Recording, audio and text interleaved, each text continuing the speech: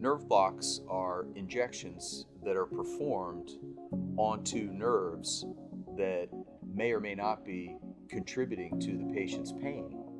They are done as a diagnostic adjunct to determine if the patient's pain is coming from pinching of a nerve. We frequently do these in the spine.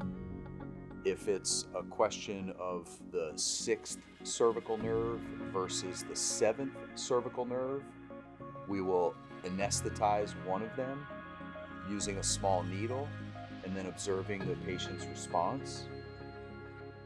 A nerve block would typically be a precursor to other procedures such as surgery or some type of radiofrequency neurotomy to make sure that we are performing it on the correct area.